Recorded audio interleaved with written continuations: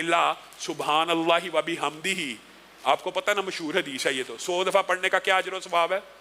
سمندر کی جھاگ کے برابر گناہ ہو تو معاف ہو جاتے ہیں, سمندر کی جھاگ کے برابر. اور یہی تسبیحات جب بندہ نماز میں پڑھتا ہے, نماز کے بعد, اور ایک مرتبہ اگر کیا کہے لا الہ الا اللہ وحدہ لا شریک لہ لہ الملک و لہ الحمد وہو علی کل شیء قدیر, یہ تو کم از کم یاد کریں, یہ آپ نے یاد کرنا ہے.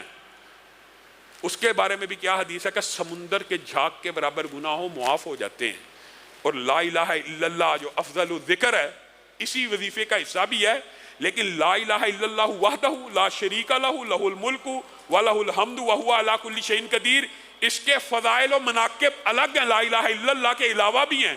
لا الہ اکیلا, جو لا الہ اکیلا ہے نا, حضرت آدم نے کہا تھا اگر 7 زمینوں کو باندھ دیا جائے زنجیروں کے ساتھ تو لا الہ الا اللہ کے علاوہ کوئی کلمہ نہیں جو ان زنجیروں پہ پڑا جائے تو وہ پگھل کے رہ جائیں اور ٹوٹ کے نہ رہ جائیں. اور طلحہ بن عبید اللہ نے حضرت عمر کو کہا تھا میں نے رسول اللہ سے سنا تھا کہ ایک کلمہ جو موت کے غم کو دور کر دیتا ہے, موت کے غم کو دور کرنے کے اندر, اس غم کے اندر محدثین نے جو تشریح کی ہے ساری باتیں شامل ہیں. موت کے غم میں تکلیف, اذیت, دنیا چھوڑنے کا دکھ, اپنے بیوی بچوں کو چھوڑنے کا دکھ, اپنے مال پیسے کو چھوڑنے کا دکھ, ہر قسم کی تکلیف غم میں شامل ہوتی ہے. میں نے سوچا کہ میں رسول اللہ سے پوچھ لوں گا, لیکن رسول اللہ دنیا سے چلے گئے. حضرت عمر مسکرانا شروع ہو گئے, مجھے اس کلمے کا پتہ ہے, مجھے اس کلمے کا پتہ ہے. طلحہ کہنے لگے پھر بتا دیجئے. تو حضرت عمر نے کہا لا الہ الا اللہ کے علاوہ کوئی کلمہ نہیں جو موت کے غموں کو بھی دور کر دیتا ہے. یہ لا الہ کا کلمہ چھوٹا کلمہ نہیں ہے.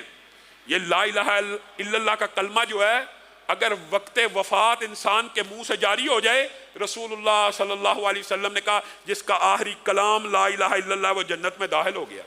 اسی کا جو بڑا وظیفہ ہے لا الہ الا اللہ وحدہ لا شریک لہ لہ الملک و لہ الحمد وہو علی کل شیء قدیر. اب یہ جو میں نے پہلا آپ کو وظیفہ بتایا سبحان اللہ والحمد للہ ولا الہ الا اللہ واللہ اکبر ولا حول ولا قوت الا باللہ, اس کے بعد کیا کہنا اللہم اغفر لی وارحمنی وارزقنی, یہ کتنی مرتبہ پڑھنا ہے روزانہ اپنی لائف کے اندر یہ روٹین بنا لیں.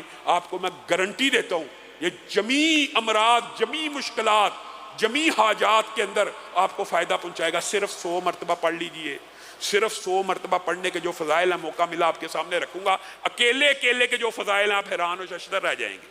اکیلے اکیلے کے جو فضائل ہیں 100 مرتبہ پڑھنے میں کتنا ٹائم لگتا ہے؟ آپ اپنی زبان پہ ذرا رواں کریں. اللہ کے فضل و کرم سے بعض نمازی سلام پھیرتے ہی 100 مرتبہ جب یہ تسبیحات فاطمہ پڑھتے ہیں نا, میں نے دیکھا کئی مرتبہ 1 منٹ لگتا ہے اور 1 منٹ میں انسان پڑھ کے فارغ ہو جاتا ہے, زبان پہ چڑھا ہوتا ہے. یہ آپ 100 مرتبہ پڑھیں, اس کے اجر و ثواب کو حاصل کریں گے. اور دوسرا جو وظیفہ, پھر وہی بات, جادو, جنات, ثواب, اجر, نیکیوں کا سیزن ہے, وہ 100 مرتبہ صبح اور شام پڑھنا ہے. اس کی آپ روٹین چاہے پورے رات میں 1 مرتبہ کی بنا لیں, لیکن اس وظیفے کی روٹین 100 مرتبہ صبح اور 100 مرتبہ شام کی اس لیے کرنی ہے کہ رسول اللہ صلی اللہ علیہ وسلم نے فرمایا ہے جو بندہ 100 مرتبہ صبح لا الہ الا اللہ وحدہ لا شریک لہ لہ الملک و لہ الحمد وہو علی کل شیء قدیر پڑھتا ہے, 100 مرتبہ رات کو پڑھتا ہے, وہ شیطان کے شر سے محفوظ ہو جاتا ہے. اور شیطان اور جنات کے شر آج کل معاشرے میں بہت زیادہ ہیں, نظر لگ گئی ہے, عمل بد ہو گیا, فلاں نے جادو کروا دیا, جنات آ گئے ہیں, جنات نے معدے کو پکڑ لیا, گردوں کو پکڑ لیا, پکڑتے ہیں. بالعموم جو بیماریاں ڈاکٹروں کو سمجھ نہیں آ رہی ہوتی وہ جناتی بیماریاں ہوتی ہیں. جتنا مرضی پرانا جادو ہو, یہ وہ وظیفہ ہے کہ اگر 100 مرتبہ صبح اور شام پڑھیں گے 18 سال پرانا جادو بھی ہو چلا جائے گا. بات آئی ہے ضمنی طور پہ تو میں آپ کو ایک حیران کن بات بتلاؤں. آیت الکرسی کا جو میں نے آپ کو وظیفہ بتایا, ایک ساتھی کو بتلایا 18 سال سے اس کے گھر میں جنات تھے جو ظاہر بھی ہو جاتے تھے کئی مرتبہ اور تنگ کرتے تھے. 313 مرتبہ اس نے آیت الکرسی پڑھنا شروع کی, اس کے بعد جن گھر میں داخل نہیں ہو سکا.